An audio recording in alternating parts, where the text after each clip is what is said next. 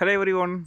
காலைல பார்க்குறதுக்கு அந்த மரம் எப்போதுமே சூப்பராக இருக்குங்க. நான் எப்போது ஃப்ரீயாக இருந்தாலும் சரி இந்த இடத்துல வந்து கொஞ்சம் ரிலாக்ஸ் பண்ணிட்டு போவேன். ஆனால் அந்த மரத்தை பார்க்கும்போது எனக்கு சம்டைம்ஸ் நிறைய விஷயங்கள் தோணும்.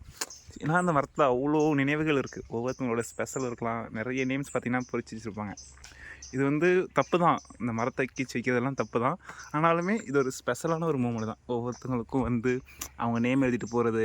அங்கே பார்த்திங்கன்னா சூப்பராக ஒரு நேம் தெரியும், தினேஷ் அப்படின்லாம். அழகாக தெரியுதா? மேலே என்ன அஜித் குமார், அதுக்கு மேலே இருக்க நேம் சரியாக தெரில, அங்கே ஏதோ முனின்னு எழுதிருக்குன்னு நினைக்கிறேன். ஸோ இந்த மாதிரி ஒவ்வொருத்தருக்கும் அவங்க லவர்ஸ் நேம் வச்சுருப்பாங்க.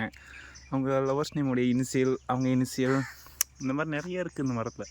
ஃபுல்லாக பார்த்திங்கனாலே இனிஷியலாக தான் இருக்கும். இல்லை அவங்க நேமு, எஸ்கே, எக்கச்சக்கம் இருக்குது. ஆனால் சம்டைம்ஸ் என்ன சொல்கிறது, ரொம்ப அழகான மரங்க. இப்போ நல்ல இலை ஃபுல்லாக விழுந்து சூப்பராக இருக்குது. காலையில் வந்து நிற்கிறேன், நல்ல எண்ணெய் இருக்குது. இந்த மாதிரி நாங்களுமே எங்களுக்கு இனிஷியல் போட்டு வச்சுருந்தோம். ஆனால் அது சின்னதாக தான் போட்டு வச்சுருந்தோம், பெருசாலாம் இல்லை. இது ஏஏஎஸ்ஏ பக்கத்துலேயே பார்த்திங்கன்னா ஒரு காலேஜ் இருக்குது. அந்த காலேஜ் பசங்க தான் அங்கே எக்கச்சக்கம் வருவாங்க. பசங்களும் வருவாங்க, அதிகமாக பொண்ணுங்களும் வருவாங்க. ஒவ்வொரு நேமுக்கு முன்னாடியும் ஒவ்வொரு கதை இருக்கும். நாங்கள் போட்டது பார்த்திங்கன்னா ஒரு 4 பேர் சேர்ந்து வந்து போட்ட தடம் தான் இது. ஸோ ஒரு சிஸ்டர், ஒரு ஃப்ரெண்டு, 2 ஃப்ரெண்டு இருக்காங்க அதில். ஸோ இந்த மாதிரி நீங்கள் எங்கேயும் கிறுக்கி வச்சுருந்தீங்கன்னா கீழே அப்படியே கமெண்ட் பண்ணிட்டு போங்க.